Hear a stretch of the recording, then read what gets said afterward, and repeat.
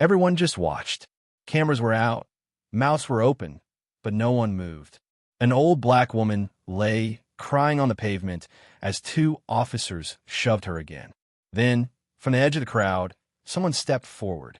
Not a celebrity, not a cop, just a man, built like a wall, eyes locked in fury. And in that moment, everything changed. It was just another warm afternoon in Lincoln Park. Children laughed in the background, joggers passed with headphones in, and elders sat beneath trees sharing stories. Among them was Ms. Eloise Turner, an 82-year-old black woman, known in the neighborhood as Granny E. She was soft-spoken, always wore a purple shawl, and handed out homemade cookies to kids in the park. That day, she sat on her usual bench, feeding birds and humming old gospel songs. But a few minutes later, everything changed. A small scuffle broke out nearby between a group of teens and a food vendor over a dropped order. People gathered around, some yelling, some filming. Police arrived quickly. As they tried to calm things down, Ms. Eloise, being her caring self, slowly walked over to try and de-escalate. She gently placed a hand on an officer's arm, saying, "They're just kids, baby. No need for all this mess." But what happened next shocked everyone. One officer, possibly on edge, shoved her back, not harshly, but enough to make her stumble. The crowd gasped. Ms. Eloise, trying to steady herself, held onto a nearby pole. She said something softly, trying to explain, but the officer approached her again, this time shouting. Another shove. This time, she fell. Cameras came out. People screamed, but no one acted. Maybe they were scared. Maybe they thought someone else would do something. That's when he appeared. The moment Ms. Eloise collapsed, the world around her seemed to hold its breath. The gasps of onlookers echoed through the park like a warning shot. Birds scattered into the sky. Children clutched their parents. Phones pointed in one direction, toward the fallen woman and the two officers looming over her. And then, he stepped forward. He hadn't come to the park to be a hero. He was just another face in the crowd, tall, muscular with a quiet presence. His name wasn't known then, and he made sure it stayed that way. But from the first step he took toward the scene, it was clear this wasn't just a man. He was a force. Standing at nearly 6 feet 4 inches, wearing a plain black tank top and loose joggers, the man was unmistakably strong. Not just physically, but in how he moved. Controlled. Purposeful. Like someone trained not to flinch under pressure. At first, people just watched. A few parted to let him through, not knowing what he'd do. A few whispered, "Who is he?" Others stared, phones trembling in their hands. No one stopped him. They couldn't.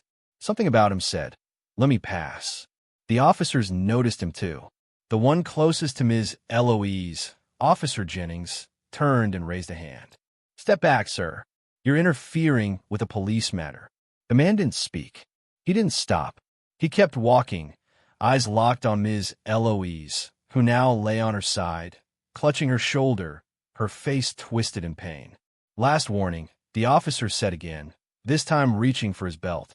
That's when a man finally spoke, his voice deep, calm, and deliberate. "She's 82. You shove her down. Now I'm involved." That was it. No yelling. No cursing. Just truth. Simple and undeniable. Officer Jennings hesitated, caught off guard by the stranger's calm defiance. He glanced at his partner, who also seemed unsure. The man knelt beside Ms. Eloise. He didn't touch her yet, just lowered himself to her level, speaking softly. "Are you hurt, ma'am? Can you breathe okay?" She nodded slowly, a tear tracing her cheek. "I didn't mean no harm. Just try to help those boys." "I know," he said. "You did nothing wrong." And then, without saying another word, he rose, not in anger, but with purpose, and placed himself between her and the officers. That was the moment the crowd truly woke up. One woman shouted, "He's right. She didn't do anything." A man behind her added, "It's on camera. I saw it all." People began to move closer, not threateningly, but united. The presence of the man had changed the energy. Fear had shifted to focus. Hesitation turned to courage. The officers were still standing their ground, but their confidence was cracking. Officer Jennings spoke into his shoulder mic, requesting backup. but his voice lacked the edge it had minutes before. The stranger remained silent, standing like a wall in front of Ms. Eloise. His fists were unclenched. His expression wasn't angry. It was resolved.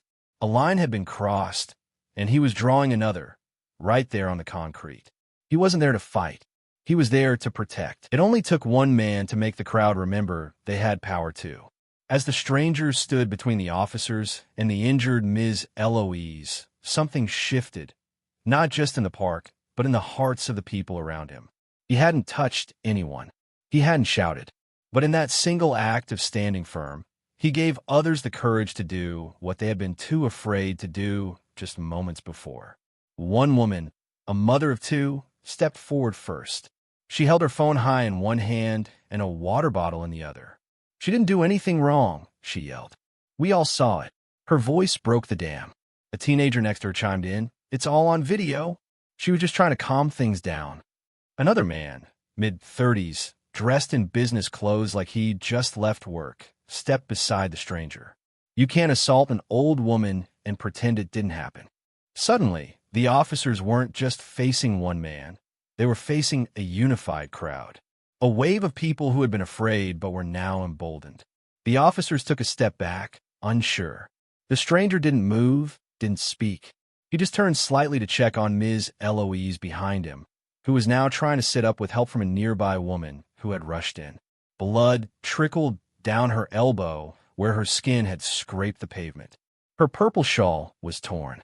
Officer Jennings tried to take control again. "Everyone needs to disperse," he shouted, trying to regain authority. "This is an official police investigation. If you do not back up, we will start detaining." "Detaining who?" Someone shouted from the crowd. "Detaining the woman you shoved?" Another snapped. Boos rang out, but no one moved back. Instead, more people stepped forward. Phones were now live streaming. Not just recording, streaming directly to platforms. The moment was unfolding in real time, and thousands of people were watching it as it happened. A nearby food vendor who had witnessed everything pulled out his phone and walked directly up to the scene. "I saw the whole thing," he said loudly. "This woman was trying to help. You assaulted her, plain and simple." Officer Jennings' partner, Officer Locke, now looked visibly uncomfortable. He muttered something into his shoulder mic, his eyes darting between the crowd and the stranger still standing silently. Just then, a voice came over Jennings' radio. A superior officer. Calm, firm, and deliberate. "Unit 12, stand down. Ambulance is en route. Do not escalate. I repeat, do not escalate." The officers froze. They looked at each other, one of those glances that said, "We're losing control." And they were. Because in the face of injustice, the crowd had found unity. In the presence of courage, they discovered their own strength. Minutes later, the sound of sirens echoed in the distance. But this time, it wasn't more officers, it was an ambulance. As the EMTs arrived, they quickly assessed Ms. Eloise, placing her on a stretcher with care. Her frail frame trembled slightly, but her eyes were alert. She looked up at the stranger and whispered something only he could hear. He nodded and placed his hand gently on her shoulder for just a second. That was the only time he smiled. The paramedics loaded her into the ambulance. The stranger followed alongside, but stopped at the open door. He didn't climb in. Instead, he looked to the medic and said, "She has no one here. Make sure she's not alone when she wakes." The medic nodded, and just like that, the doors closed and the ambulance pulled away. The crowd applauded softly, emotionally, not for the police, not for themselves, but for her, for Granny, for the woman who had spent decades giving cookies to children in that park, now carried away with bruises on her skin, but a community rising around her. And at the center of it all stood the stranger. People began approaching him, not swarming, but gently. A few shook his hand. Some gave him hugs. Others simply said, "Thank you." Someone asked, "What's your name?" He shook his head and replied quietly, "Doesn't matter." And maybe it didn't, because in that moment, he wasn't just a man. He was a symbol of strength, protection, and quiet resistance. And the crowd? They were no longer bystanders. They were witnesses to injustice, yes, but also to courage, and to the reminder that silence doesn't protect anyone. Not anymore. The sun had barely dipped below the horizon when the videos hit the internet. Within hours, what had started as a quiet afternoon in a neighborhood park turned into a national moment of reckoning. Clips of Ms. Eloise's fall, the shove by the officer, the stranger's intervention, they were everywhere. People weren't just watching. They were sharing, commenting, demanding answers. The raw emotion of the moment couldn't be ignored. On TikTok, the video had over 2 million views in 3 hours. On Twitter, the hashtag #StandWithEloise surged to the top trending spot in the country. There were videos from 5 different angles, each one confirming the same simple truth. An elderly black woman tried to calm down a tense situation and was met with force. But what caught everyone's attention, what held it, wasn't just the injustice. It was the man who stepped forward. No name, no press conference, no social media handle to tag. He simply existed within that moment. Calm, towering, unshaken, shielding Ms. Eloise with his body and his presence. In neighborhoods across the city, people gathered to talk about it. In barbershops, they played the video over and over. In schoolyards, teenagers tried to copy the stranger's quiet stance, arms crossed, firm eyes, unmoved. In churches, pastors brought it up in sermons. One preacher said, "That man stood in the gap, the same way we're called to stand when the world turns cold on the vulnerable." Even news anchors who were known for avoiding emotional commentary got choked up. One anchor paused halfway through reading the story on air and said quietly, "We don't know this man's name, but we know his spirit. And today, the world needed to see someone like him." Meanwhile, at the hospital, Ms. Eloise was stable. She had a fractured wrist and bruised ribs. Her head was sore, but thankfully, no concussion. Her family had gathered around her, granddaughter, neighbors, even a few old friends who saw her on the news. Reporters called nonstop. Community leaders visited. Gifts and flowers arrived, some from across the country. Handwritten cards from strangers poured in. But nothing moved her more than a note taped to a homemade care package that read, "Ms. Eloise, thank you for always speaking up. This time, someone else spoke up for you. Rest well. You are loved."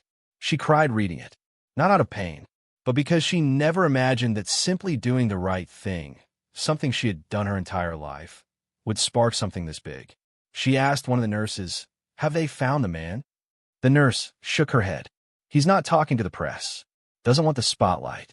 Ms. Eloise smiled. "Then he's the real deal." As days passed, pressure mounted on the police department. The public wanted accountability. They weren't asking anymore, they were demanding it. Petitions to fire the officers involved gained hundreds of thousands of signatures. City officials tried to calm the outrage with a press release. "We are conducting a thorough internal investigation. Body cam footage is under review." But the people had already seen enough.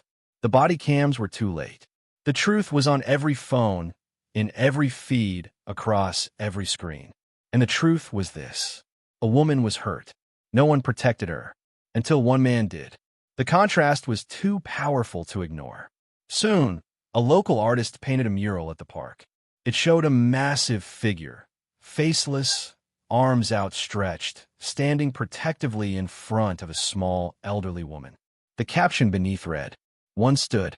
We all rose." Within 24 hours, candles lined the mural. Families came to see it.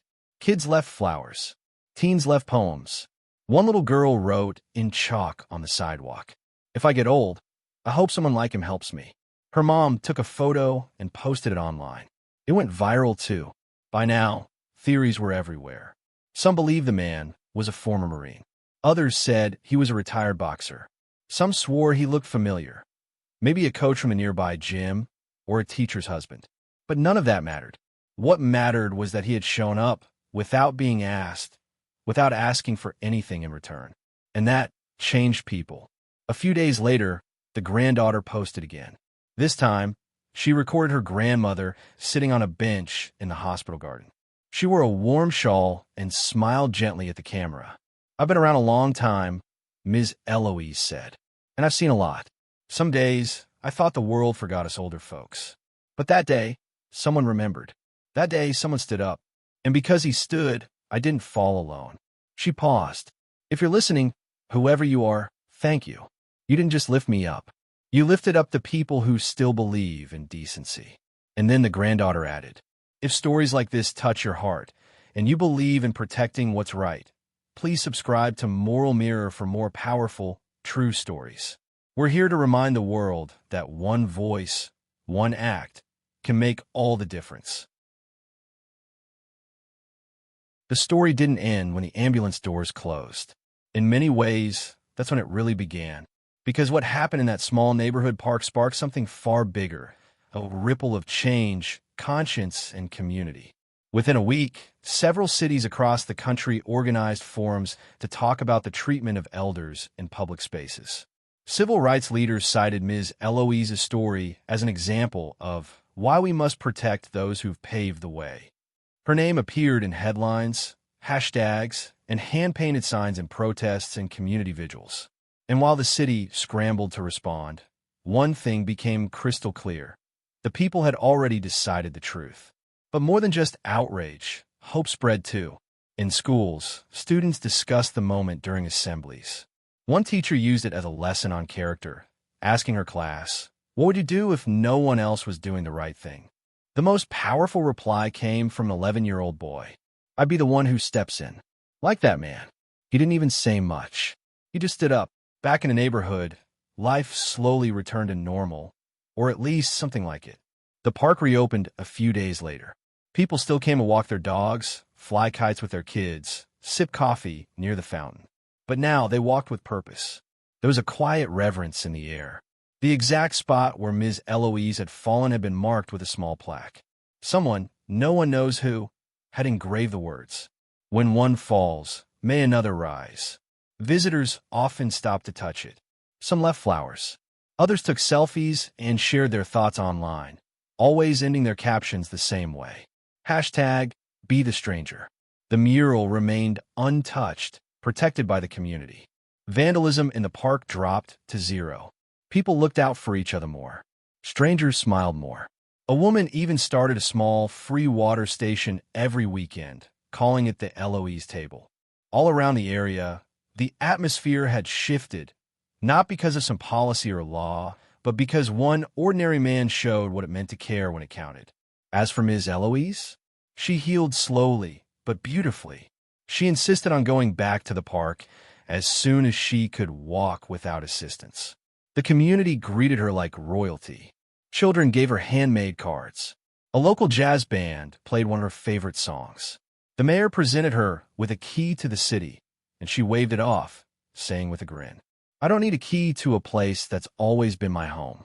She sat on the same bench near the fountain, surrounded by friends, family, and strangers who now knew her story. She wore her signature purple shawl and waved to everyone who passed. And though the cameras had come and gone, though the media had moved on, the people had not. They remembered. Weeks later, Camille, her granddaughter, launched a small nonprofit in her honor, Granny Guards. Its mission was simple, to create safe community spaces for elders and promote bystander training for civilians. The motto? See something. Step in. Speak up.